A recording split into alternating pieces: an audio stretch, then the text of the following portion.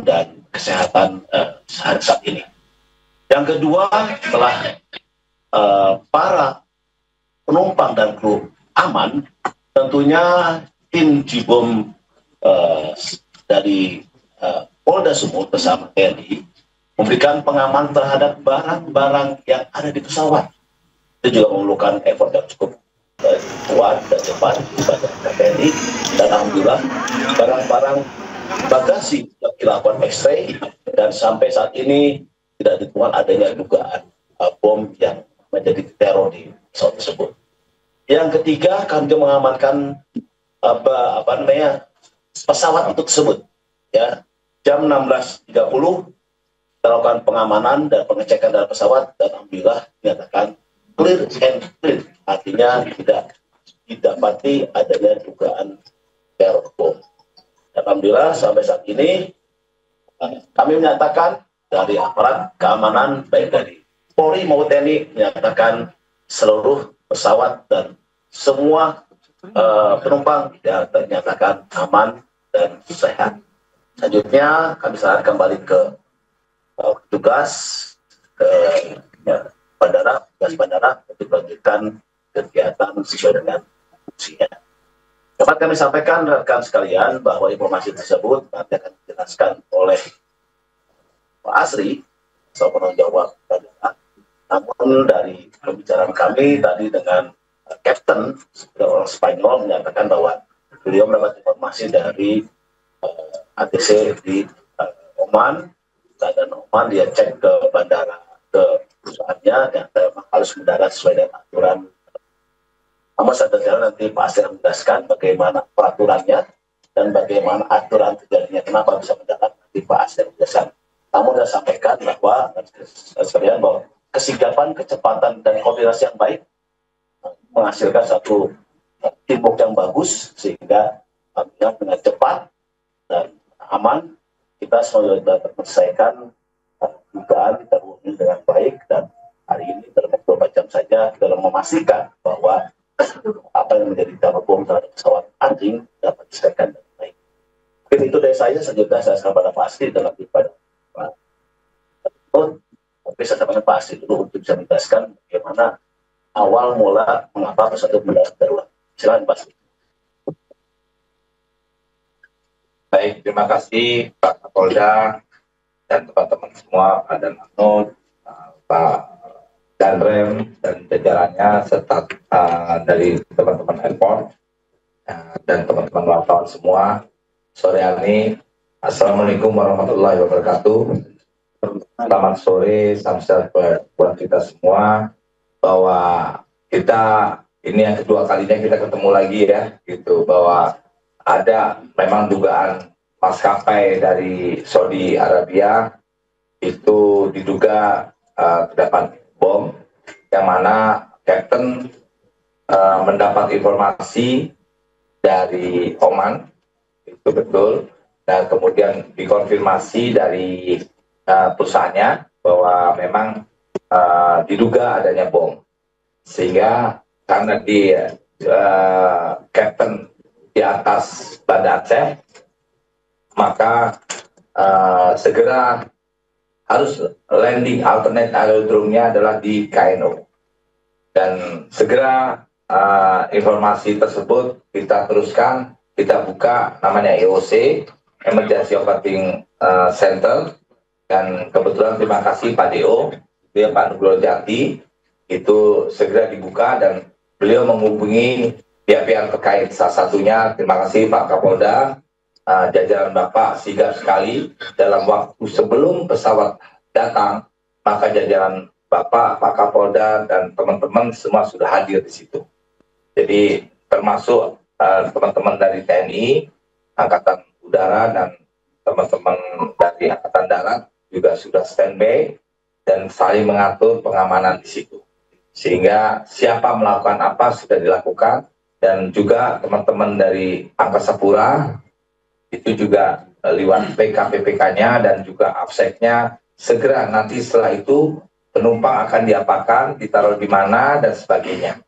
Pak Nugroho Jati ini sebagai komandernya, PIC-nya, sehingga langsung beliau bertindak dan pesawat digait dari teman-teman Airnav ke posisi isolated area. Setelah itu dilakukanlah screening. Penumpang dulu dievakuasi, maksud saya. Dievakuasi penumpang tanpa membawa barang apapun, kemudian ditaruh di tempat sesuatu yang clean, kemudian di screening sama teman-teman polisi. Setelah itu imigrasi dengan sigap juga beliau mendekati, memproses bagaimana masuk ke Indonesia. Dan juga untuk barang itu teman-teman dari Bea Cukai juga setelah di screening sama teman-teman kepolisian bahwa ini aman, maka teman-teman dari Bea Cukai segera mengklirkan. Dan alhamdulillah ini karena kita kemarin sudah saling berkoordinasi dan Pak Kapolda juga langsung perintahkan jajarannya sehingga tepat sekali dalam 634 koli bisa diselesaikan dengan X-ray bantuan dari polisi maupun dari teman-teman dari Angkasa Pura. Pak Nugroho Jati dan jajarannya saya ucapkan terima kasih. Sudah cek juga, itu setelah dari polisi clear, maka teman-teman dari Angkasa Pura juga clear. Demikian, mungkin itu saya, dan rencana akan kita berangkatkan besok pagi sekitar pukul 3 dini hari itu. Jadi sekitar itu, dan penumpang semua juga sudah dicek dan sudah dibantu oleh Pak Sekda untuk penginapannya. Demikian laporan saya. Mungkin ada pertanyaan dari Pak Lanut, terlebih dahulu sama Pak Lanut.